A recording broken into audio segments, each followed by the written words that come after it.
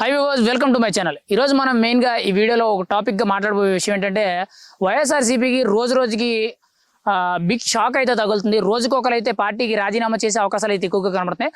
మనం చూసుకుంటే మెయిన్గా మొన్న కూడా ఒక వార్త అయితే వచ్చింది. బాలినేని శ్రీనివాసరెడ్డి గారు కూడా పార్టీకి రాజీనామా చేస్తున్నట్టు అయితే సమాచారం అయితే తెలుస్తుంది.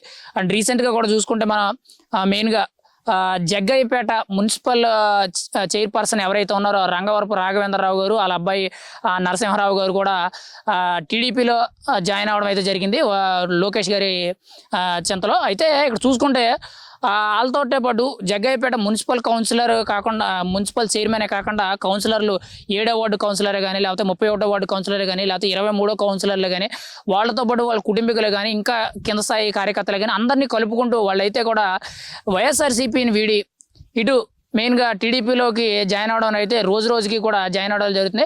ఇప్పుడు వైఎస్ఆర్సీపీలో ఎవరెవరైతే కౌన్సిలర్ల కింద, లేకపోతే సర్పంచ్ల కింద ఉన్నారో, లేకపోతే చైర్మన్ల కింద, జడ్పీడీసీల కింద, ఎంపీడీసీల కింద, లేకపోతే మాజీ ఎమ్మెల్యేల కింద, లేకపోతే జిల్లా అధ్యక్షుల కింద, ఎమ్మెల్సీల కింద ఉన్నారో వీళ్ళందరూ కూడా రోజు రోజుకి కూడా వైఎస్ఆర్సీపీ పార్టీ మీద నమ్మకం పోతుంది.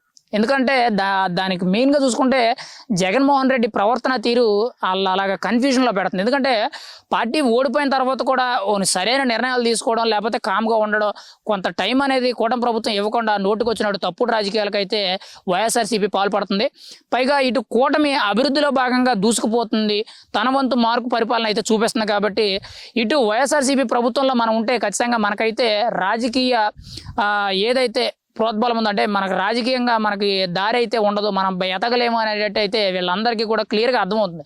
అందుకే ఈరోజు ప్రతి ఒక్కరు కూడా మెయిన్గా చూసుకుంటే సైడ్కి వెళ్ళిపోతున్నారు. అంటే వైఎస్ఆర్సీపీని వీడి టీడీపీలోకో, జనసేనలోకో, లేకపోతే అంతగా కాదు అనుకుంటే నేషనల్ పార్టీ అయిన బీజేపీలోకి అయితే జాయిన్ అయిపోవడం అయితే జరుగుతుంది.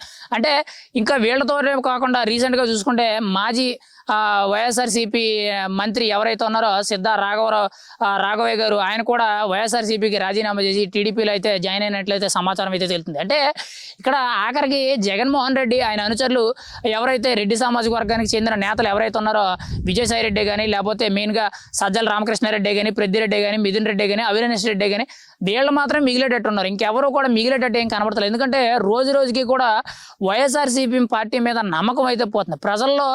ఇంత దరిద్రమైన పార్టీ ఇంకోటి ఏదైనా ఉందంటే ఆంధ్రప్రదేశ్లో అది వైఎస్ఆర్సీపీ పార్టీ అనేటట్టయితే చెప్పుకునేటట్టయితే వీళ్ళైతే వ్యవహార శైలి అయితే అలా కనబడుతుంది.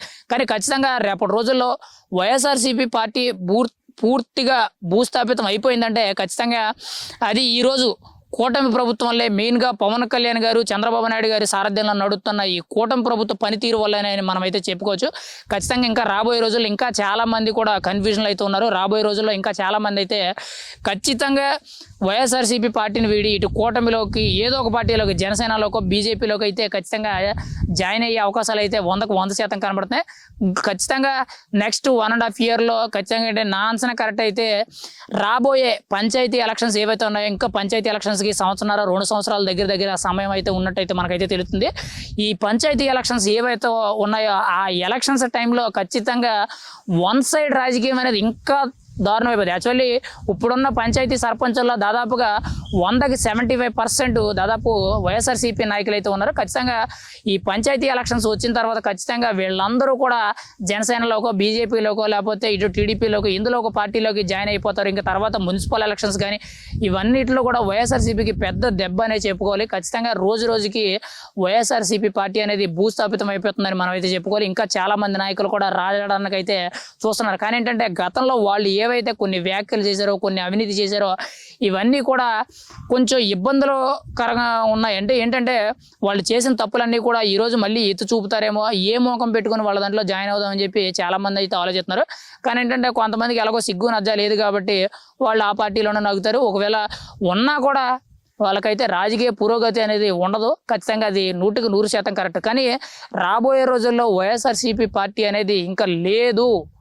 ఒక 5 ఏళ్ళు మాత్రమే ఆ పార్టీకి ఆంధ్రప్రదేశ్ ప్రజలు కేటాయించిన సమయం. ఇంకప్పటి నుంచి ఎప్పుడు కూడా ఆంధ్రప్రదేశ్లో ఇంకొక పార్టీ వైఎస్ఆర్సీపీ పార్టీ అనేది అసలు ఒకటి ఉంది అనేది కూడా ప్రజలు మర్చిపోయే రోజైతే రాబోయే రోజుల్లో వచ్చేటట్టయితే మనకైతే కనిపిస్తుంది.